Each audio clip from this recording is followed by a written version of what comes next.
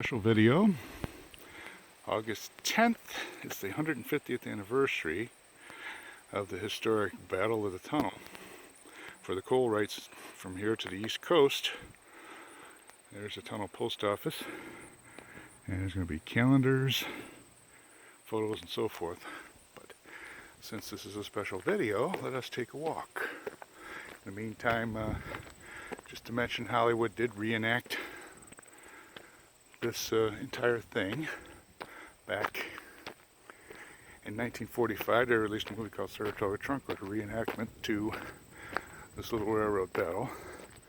I don't believe anybody was killed because it was mostly bats and so forth, but two locomotives actually collided right out in the area we're going to be looking at pretty quick. So we come up to the railroad crossing. As you can see, the post office is still near the railroad. Many years ago, the railroad used to have a hook right over there in that area, and the mail used to be put on a bag on hook, dropped off on the passenger trains that used to run through here. I remember when I was a kid watching the postmaster go there and pick up the mail. This post office down here is part-time now. Now the tunnel itself, it's right down here. Get a picture of it. As long as the train doesn't come, I'll stand here. And that tunnel is 5/8 of a mile long, completed in 1868. Then, 1869, the two locomotives collided right on this sketch, right on this stretch. So, as we go through this history video here, take a little walk. I see a new sign down that way. I'd kind of like to get down enough where I could see if maybe, because they're supposed to place a historic marker up here about the battle. It was agents of Andrew Carnegie and J.P. Morgan is the legend, although the agents' names on the history books are there and not Carnegie and Morgan. Although it's interesting, the fictional novel by Edna Ferber, also titled Saratoga Trunk, in the movie they referred, Gary Cooper at times refers to an angry Scotsman as being the boss, and there are some other references in there in the fictional novel. But back when this kind of fiction was written by Edna Ferber, you didn't use real names when you based anything on actual history. Uh-oh, I hear a train. I hear a train whistle. See if I can get up close enough to this sign.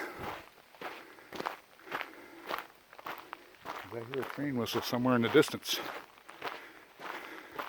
Oh yeah, here it comes. It's in the tunnel. I don't know if I'm going to be able to get down to this sign now, or whatever this is. Let's see. Try and bring it up. I don't know if we'll be able to read it or not. There comes the train. It's going to be coming out. This is the first time I've caught a train coming out of this tunnel in a long time. Try and get back here. I don't want the train to worry about me as it comes out. 5/8 of a mile long. And you hear that train whistle. It's not very long, but it is a pretty good walk, as I recall. So this is an extra bonus because I did not expect to catch a train while I was up here. Okay, it's coming out now. See the lights? There it comes. Oops. Try and keep it in the picture. There it comes. This is the current freight line. It's still running. There goes the bells at the crossing. Thank goodness I'm not in the way of anything. As the train goes by here, I'll get a picture. In the meantime, whoa, hear that whistle coming.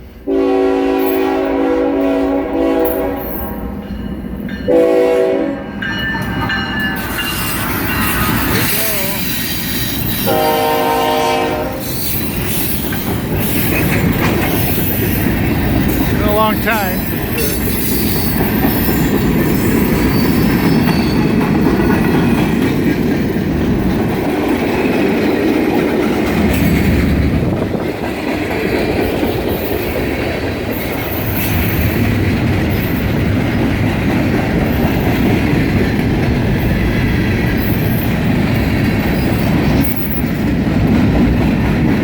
indeed a bonus.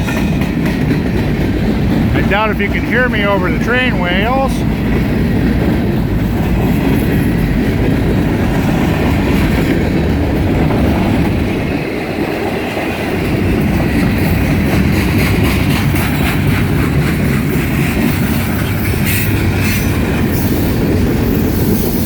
It's really cool.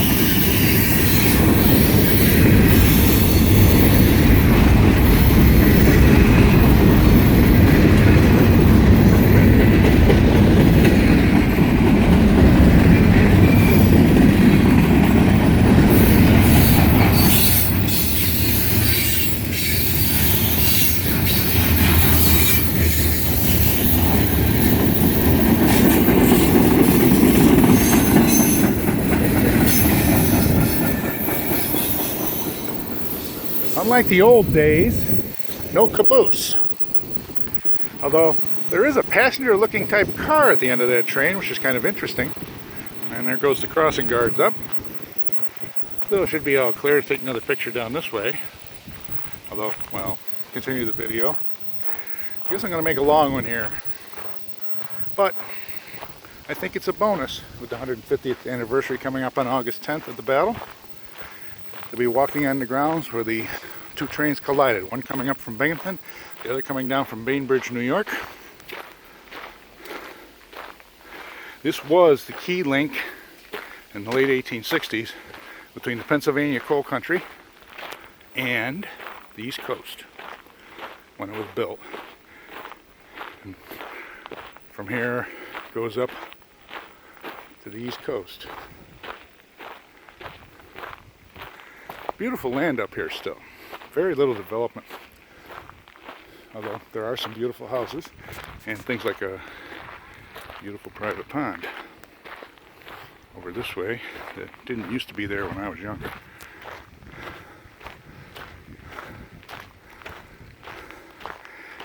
I guess that's not really a sign to read. I don't know. Oh, okay, it's not a sign at all. There's a small sign there, but that's some more of these steel plates in behind. Used to be two tracks here. There used to be a siding. They've taken the siding out in recent years. I remember when these two tracks would come up and they would meet just before the tunnel. There used to be a switch up here. And sometimes trains would park in the siding. I guess with the newer technology and scheduling now, they don't need to do that anymore.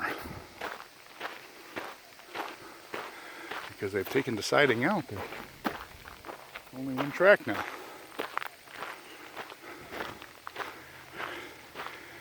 That's older pictures I have of it would show a second track, I believe, if I had any older pictures of it.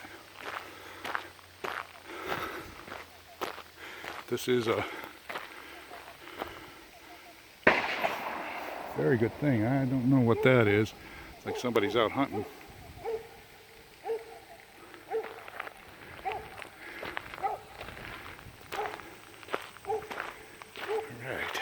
Well, I think this video is getting about long enough. Oh yeah, as long as I'm here though. Besides the pond over there.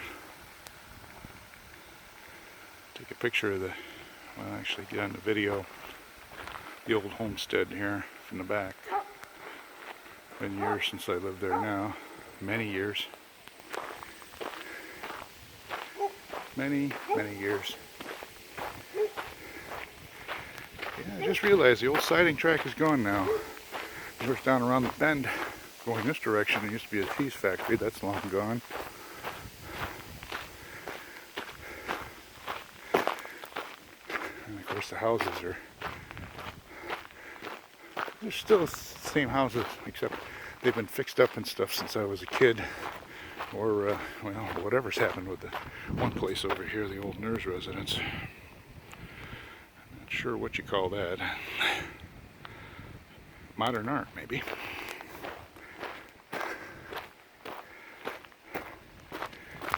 This house is beautiful in the back now. When I was a child, the Ward family lived there.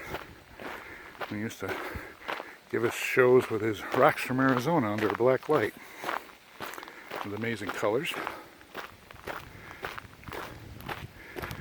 That was when I was really young. And after that, the Miller family moved in.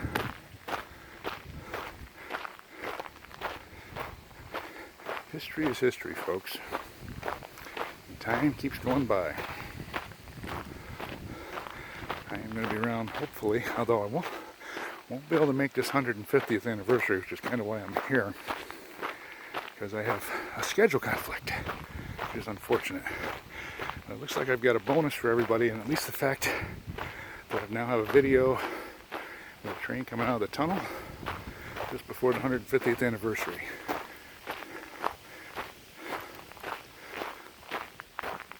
Hope everybody likes my walking and my shaking video. Yeah.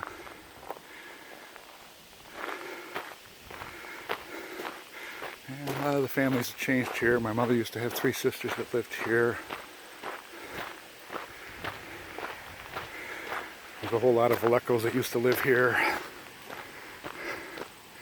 Still got a little bit of a Valeco left. In fact, I think he just went by.